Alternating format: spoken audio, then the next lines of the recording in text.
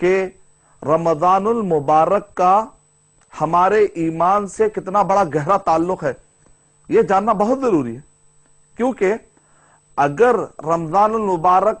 سالوں سال ہمارے زندگی میں آتا رہے لیکن ہمارے اندر کوئی چینجز نہ آئے، تبدیلی نہ آئے، تو مطلب یہ نکلا ہم اپنا ٹائم ویسٹ کر رہے ہیں۔ نبی اکرم صلی اللہ علیہ وسلم نے اس کی طرف ارشاد فرما کر آپ نے ہماری رہنمائی کی ہے، جیسا کہ وہ مشہور حدیث ہے کہ جس کے اندر نبی اکرم صلی اللہ علیہ وسلم نے ممبر پر جب قدم رکھا تو آپ نے کہا آمین، پھر کہا آمین، پھر کہا آمین، ایک جو بڑی حدیث پائی جاتی ہے۔ اس حدیث کے اندر یہ ہمیں ایک لیسن، بہت بڑی حدیث ہے، انشاءاللہ کبھی میں اس پر تشریح کروں گا، بات پیش کروں گا۔ ٹاپک سے ریلیٹڈ بات یہ ہے کہ نبی اکرم صلی اللہ علیہ وسلم نے اس وقت پر یہ ارشاد فرمایا تھا، اس میں سے ایک بات جو تھی وہ یہ ہے کہ وہ شخص کی ناک خاک آلود ہو جائے، یعنی وہ آدمی کو گویا کہ ایک اس کو اپنے عیب اور اپنے کمزوری کا اس کو پتا ہونا چاہیے کہ کیا نقصان کر رہا ہے اپنے زندگی میں، کہ جو رمضان المبارک کا ایک مبارک مہینہ وہ پاتا ہے لیکن وہ مغفرت نہیں کر پاتا، وہ مغفرت نہیں کروا لیتا، اپنے گناہوں کی معافی مانگ کر اللہ سبحانہ و تعالیٰ کے پاس وہ ایک خوشنودی حاصل کرنے والا اگر نہیں بنتا تو اس سے بڑھ کر عیب کی بات کیا ہے، اس سے بڑھ کر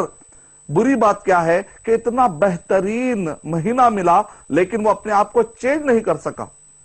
تو رمضان المبارک کا مہینہ آتا ہے تو ایسے وقت پر ہمارے اندر جو بھی برائیاں پیدا ہو جاتی ہیں اس کو نکالنے کے لیے اور اپنے آپ کو اچھے سے اچھا بنانے کے لیے، دنیا اور آخرت میں اچھے سے اچھا بنانے کے لیے، اسلام کے بتلائے ہوئے طریقے کے مطابق اپنے آپ کو ڈھال لینے کے لیے ایک بہترین موقع ہے کہ اپنے آپ کو آدمی ٹریننگ دے لے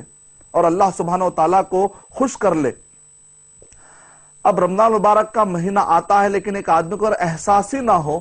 کہ چینجز کیا آنے چاہیے، جیسا کہ نبی اکرم صلی اللہ علیہ وسلم نے ارشاد فرمایا کہ ان الایمان لا یخلق کما یخلق الثوب، کہ جس طریقے سے کپڑا پرانا پڑ جاتا ہے اسی طریقے سے بندے کا جو ایمان ہے وہ ایمان کے اندر بھی کمزوری آنے لگتی ہے۔ اسی لیے آپ نے فرمایا فجددوا ایمانکم او کما قال علیہ الصلوۃ والسلام، تو لہذا تم اپنے ایمان کے اندر تجدید ایمان، یعنی کہ اپنے ایمان کو بڑھانے کی فکر کرنی چاہیے۔ یہی وجہ ہے کہ صحابہ اکرام جب بھی آپس میں ملتے تھے تو کہتے تھے تعالو نزداد علما، تعالو نزداد ایمانا، آؤ ذرا ہم علم کی بات کریں، آؤ ہم سچائی کی بات کریں، اسلام کی بات کریں، دین اسلام اور اس کے تعلیمات کی بات کریں تاکہ ہمارا ایمان بڑھ جائے۔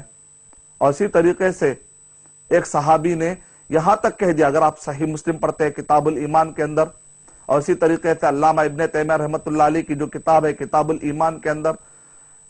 ایک صحابی کا یہ قول نقل ہے کہ بعض اوقات ایمان اتنا بڑھتا ہے کہ وہ بلند پہاڑیوں کی طرح نظر آتا ہے، اور بڑے بڑے پہاڑ جیسے ہو جاتے ہیں، کبھی ایمان کی کیفیت ایسی ہو جاتی ہے، اور کبھی ایمان اتنا کمزور پڑنا شروع ہوتا ہے، جیسے الایمان یزید و ینقص کہا گیا کہ ایمان بڑھتا بھی ہے اور گھٹتا بھی ہے، اتنا کمزور بھی ہو جاتا ہے کہ مکھی کی طرح ہو جاتا ہے۔ لہذا ایک ایسا موقع ہونا چاہیے، ایک ایسا ماحول ہونا چاہیے کہ جہاں پر ایک انسان کو بار بار یہ موقع ملے، بار بار اس کو یہ موقع سے فائدہ اٹھانے کا اس کو یہ اوسر ملے، اس کو یہ ٹائم ملے، اس کے لیے یہ حالات بنے، ایک ایٹماسفیئر اس کو ملنا چاہیے۔ الحمدللہ رمضان مبارک میں جہاں پر سرغنہ شیاطین قید کر لیے جاتے اور جہاں پر اللہ سبحانہ و تعالیٰ کی رحمتیں اور برکتوں کا نزول ہوتا ہے، ایک ایسا ماحول بن جاتا ہے کہ جہاں پر انسان کے لیے